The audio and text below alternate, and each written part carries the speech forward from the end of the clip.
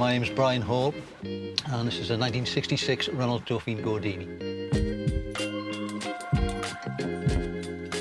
First car I'd ever ride in as a baby. It picked me up from the hospital. My dad had a 1959 Renault Dauphine and had a toy steering wheel that used to clip over the driver's seat, and I used to sit in the back as a toddler steering the car.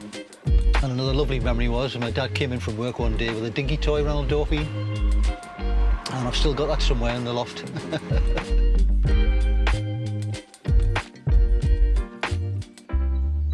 1956 was the introduction of the first Renault Dauphine. Now this one's quite late, at 66. They were done in the UK about 1967. Probably wouldn't be able to buy a Dauphine after that. First car to be advertised on British TV as well. It's a beautiful package all around, isn't it really? And from all angles really, it's a good looking car to start with. So it's nice to have a classic car you can just sit back in a deck chair and look at without actually driving.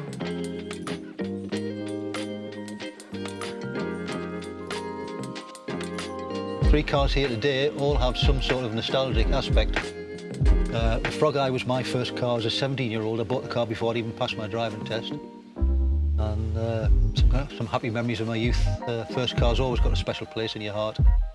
And the MG 1300 was a car that I learned to drive in. I absolutely adored driving it. Such a lovely car to drive. Well underrated classic. I mean, the fact is that all three cars are quite different, but all fantastic to drive in their own special ways. Really, it makes them the reason why I like them so much. They've all got something that really brings joy to your heart driving. It's an antidepressant as well. Sometimes if I'm feeling low, I'll jump in a car and drive it, and just brings your mood right up again. There's not many things that can do that instantly, really. It's an instant hit.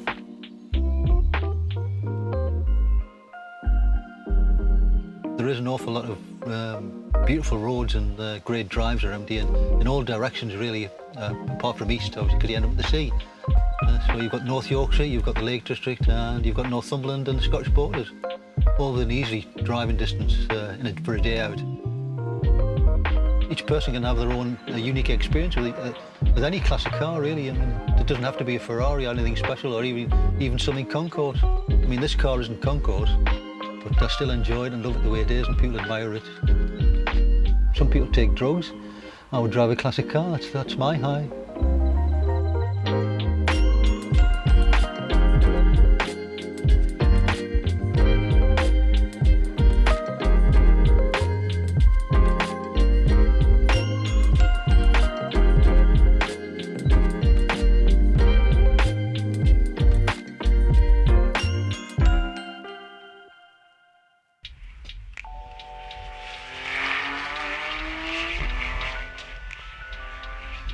My name's Billy, and I am an automotive photographer, and I'm based in the northeast of England. I think the fact that I was never amazing at drawing or painting or anything like that, but I can do that with Photoshop and manipulating photographs and putting things together that weren't there in reality, and it allows me to be creative in that sense, I think.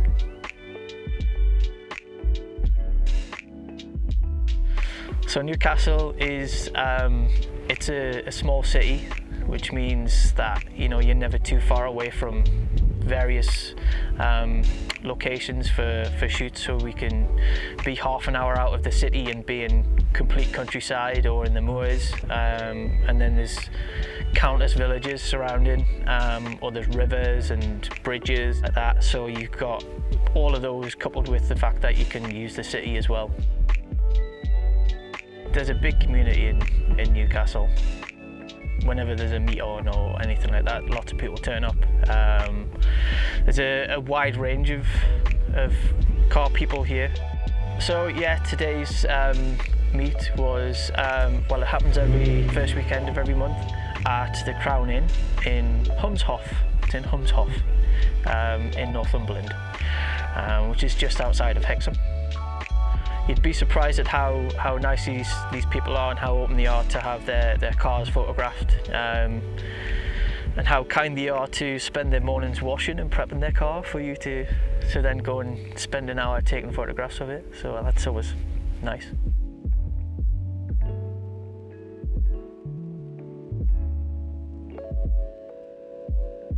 I started seriously in 2019, so it was a cold start because it was in January, and it was just a nightmare trying to get people to come out in the dead of night when it was freezing.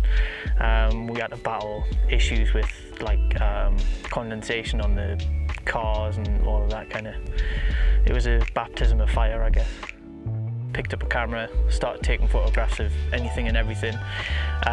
Went through a lot of different styles until I eventually settled on sort of putting two passions together, which was cars and photography. So basically just put my feelers out there and see who would want to have their car photographed, and I did it all for free. So my Instagram handle is left_foot_braking, and the owner of this wonderful car here, his is Charlie Golf.